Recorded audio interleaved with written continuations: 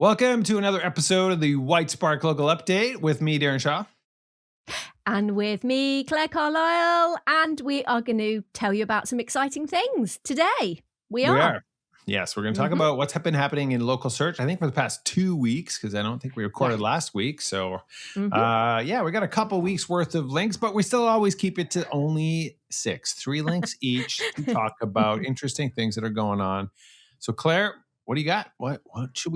What's the first most interesting thing that you want to talk about? Well, we will kick off with a little timely thing that happened this morning. So, this morning, my time, UK, lots of people were saying, goodness gracious me, I am seeing a posting restriction on the front end of a Google business profile as displayed. And I think it was just in Chrome and just for people that were using a desktop.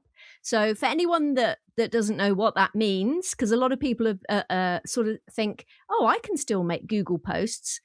Because Google doesn't like to make anything super clear with their language, a posting restriction has got nothing to do with Google Posts. It means that people shouldn't be able to leave reviews on your profile. So it's often done when people have been a bit naughty. So that was happening this morning. Lots of people in various Slacks that I'm in, and we've got a link here from Vinay who wrote something on LinkedIn. I think you shared something with me as well, Darren, saying, oh my gosh, this is happening. And then quite quickly it was fixed. It doesn't appear to be a problem, but I think that Darren will say that this suggests that some knobs were being twiddled somewhere. I think Google's twiddling some knobs. When I see something like this, when it was so widespread, it did make me wonder if maybe this indicates a major shakeup. Why would they turn off posting?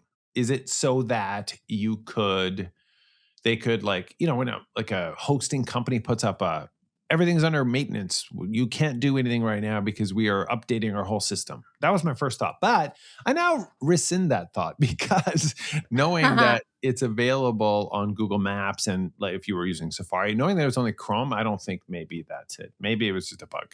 Probably just a bug. Google loves to make bugs, and so it's probably a bug. A little brain fart. Yep, exactly. So I think there was more farting and less knob twiddling. No knobs were twiddled at all, probably. Exactly. Apart from to fix it, some knobs were twiddled. Yeah, they had to twiddle some knobs to fix this problem. Speaking of Google business profiles, there's another crazy thing. This is new-ish. Deepa Gandhi has shared this, which is a new little section in your Google business profiles. It's called Insights. Ooh, I got some insights for you. And this is different from the performance section. And Google loves to be confusing because I actually think the performance section used to be called Insights. So amazing. Yeah. Now they've got a new section called Insights, which is not what the old Insight section was. And this is meant to help you identify optimization opportunities, kind of. It's more like completing your profile. It's like, we have some insights for you. You could add more photos. You could respond to reviews. You could add these attributes. You should tell people about the parking. You could tell people about, whether you have a wheelchair accessible bathroom. So it's kind of guiding it. And what I think is happening here is that it's similar to what it was actually hinted at when they deprecated the Google Business Profile API for Q&A. So the Q&A is going away. They're replacing it with the Ask Maps. And I think Google is like, I want more information about this business. We want to put it in your face. Look, there's a whole new section called Insights, and that's a big red dot on it. And you click on it, and it's like, okay, give us more data. I actually went through all 500 of our Google business profiles that we manage looking for this. I only found one business. We don't actually manage it anymore, but we still have access to their account. And they were the only one that had the Insights section. What does that tell me? It tells me that it's like, if your profile is actively managed, you might not see this because you've already responded to all your reviews. You keep adding photos. You have all the attributes turned on. So Google has enough information about your business. But if they don't have enough, then I think this might show up. But it's a new, cool thing. It's interesting just because I hadn't read some of the micro copy underneath. So I was just thinking this is the same as so they use the NMX in different ways. You've got that little round circle that says, your profile is nearly complete. So that's one of the ways they gamify, give me more information. Also, that's a bit broken, and I don't think anybody uses that. They can get rid of that awful circle thing. I think that's a nonsense, because you can only get it to 100% if you do Google ads, and not everybody wants to do that. And then they're keeping an eye on the little NMX. When there is a new call to action, like a new box, then it's normally a new thing or something that they want you to do. And now I've just realized the reason it's called insights, because I'm like, there are no insights here. But so where the insight is 20 plus businesses like you don't have fresh photos. So Google has been doing some analysis of of Google business profiles that maybe sit adjacent to you, what they see as your competitors, maybe the first 20 results. So 20 plus businesses like you haven't posted recently. So what they're doing is putting your performance in terms of, well, it's not really performance, is it? It's how often you're interacting with your profile against what your competitors are doing. So it's there are actually insights here. Interesting. They're almost like optimization insights a little bit, right? Like here's how you could get better performance out of your Google business profile. All right. Yeah, I'll take the insights word a bit more seriously. That's a great point, Claire. Thank you. Good point. Well made by me. Yeah, good. Excellent job. Bravo. Big pat on the back. Okay. Right. I am going to tell you about what I am currently nearly finished watching, which is a webinar on YouTube with Mike and Greg from Near Media with a very, very, very, very wonderful Crystal Carter. So this is, so it's called AI Isn't Replacing Local Search, but it's rewiring how people choose with Crystal Carter. So all in all, I think it is a brilliant conversation where I've learned loads of things, just about, well, so many things. Agentic search, where Google sits within Google's infrastructure and what it can already offer, and how it can compete with other LLMs and AIs and agentic things that we're going to be using, pointing to the fact that there really has been a massive consumer change in how we do things. And I would say, watch all of this. They cover things like how AI is sort of complementing search rather than replacing search. Crystal does a really great bit where she talks about, we know that the user journey and the funnel is a nonsense and people don't actually action like that. But she does a really good job of pointing out, thinking about how agentic search works is, you've got your prompt, you pop it in, and then all of that messy middle part where you used to go and do the research and compare things and you used to do your consideration and evaluation. Crystal's point is a lot of that is going to be done with agentic search, and then it comes to us then to make the validation of, do I think that's a good answer? I'm going to actually check that it's open, check that it works, check that it has what I want, and then you go ahead and you make the purchase. And I think that is a really useful way of thinking about how AI is changing and has changed the customer journey. I think it is so needed. I don't know if you've ever shopped for a mattress online, but it is very painful. It's like, oh yeah, you're gonna have to take a sabbatical of 3 months to do all the research, try and sort through the different opinions that are online. So if I could offload all of that to an AI agent, I would be happy to do so. Just like let them know my criteria, but then you're always still like, I don't know if I trust your answer, AI. I got to buy this mattress. I hope it doesn't hurt my back. Anyways, we're going to shed extra love to Near Media guys today because I've got a link about Near Media too. Here's the thing about Near Media. So as you were saying this, I was thinking, well, it's such a great combination because Crystal Carter, fantastic person. You want to hear her thoughts on AI, very brilliant person. But you combine that with two of the greatest interviewers, Greg Sterling, Mike Blumenthal. They're going to have just really clever, insightful questions because they're just great. And so speaking of them, they did another podcast episode with this guy, Eric Levine. Eric Levine used to work at Google in the local services ads. He was one of the very first local services ads employees. So he's got a little bit of inside insight. So I'm just going to highlight a couple things from this that I thought were quite interesting. One of the first things that he mentioned was in local services ads, there's a new button for request quotes from multiple providers. And all the businesses are annoyed by this. They're like, ugh, I got to still pay full price for this lead, but the consumer just presses this button and it sends it to the top 4 most highly rated, most responsive people. So that's how you get included in one of those message leads. And it was like, well, it's kind of annoying, but his point was valid. And he's like, well, Google just built a feature that mimics what all the people are doing anyways. That's exactly what people do. They have their template message, they copy and paste it, they message, like they were probably messaging 10 people. But Google will just be like, we'll send it to 4 for you. Okay.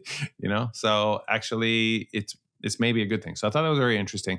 And then he really talked about how do you rank better in the local services ads. And so I'll just dump the tips. He talked about the 3 R's, which is radius, reviews, and responsiveness. This is for sure the key things.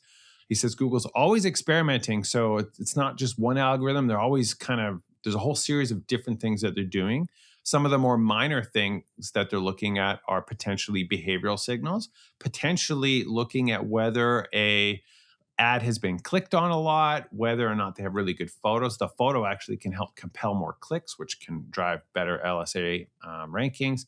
Responsiveness on both phone and message leads. So this is where some businesses fall apart because they might answer the phone or they have a 24-hour call service, but then a message lead comes in at 2 a.m. and it doesn't get answered until the morning. That's an issue. So just being really responsive.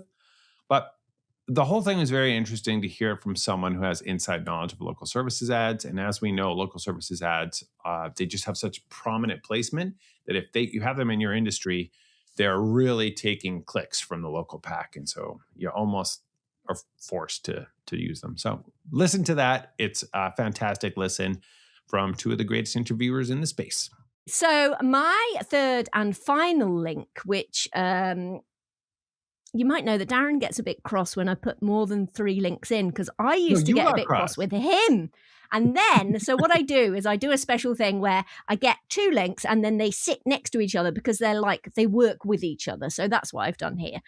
So 2 pieces which I read with interest, which were one from Marie Haynes, who, Marie Haynes was the original person when it came to EAT back in the day. So knowledgeable. And Marie got into AI early on, like a long time ago. I had no idea what she was talking about. Obviously, she's great. She speaks brilliantly, but my brain wasn't ready for it. So taking Marie Haynes, a piece that she's written, which is talking about user satisfaction in LLMs and elsewhere, and a piece by Mike, I pull rank, which is it's about chunking. You love chunking. I love it. So moving from a Google-shaped web to an agent-shaped web, a refutation of misinformation about chunking. Rolls off the tongue, doesn't it? So I like this because, as you know, I am now a big fan of chunking. When really, it's just breaking up stuff on the page. So 2 sides of a coin. Both of them are saying, AI is important. The way that AI works is vector space models and vector embeddings and all those things. Whereas Marie is just coming back to the thing, which is like, but at the end of the day, we're serving users. And if you don't know your user inside out, then thinking about cosine similarity and programmatic legibility, for me, it hit the nail on the head, which was, I'm happy to think about those things, but everyone is jumping into those things with a bit that was missing before, which is like, I'm not saying personas are the end all of all marketing, but if you don't have a deep insight into the customers that you're trying to reach, what their needs are, how you're going to meet those needs better than your competitors, why are we even talking about all of these things? Yeah, right. And so those 2 things were brilliant, and I loved both of them. And I don't think one is right and one is wrong. I'm happy to have a foot in both camps there. But this is just saying, please go away and do the foundational work of understanding your marketplace before you start worrying about vector space models and embeddings, chunking, or cosine similarity. Yep, or LLMs.txt. For example, segue. No, I'm not talking about it. I'm talking about something else. So what I'm talking about is schema. Does schema help with AI visibility?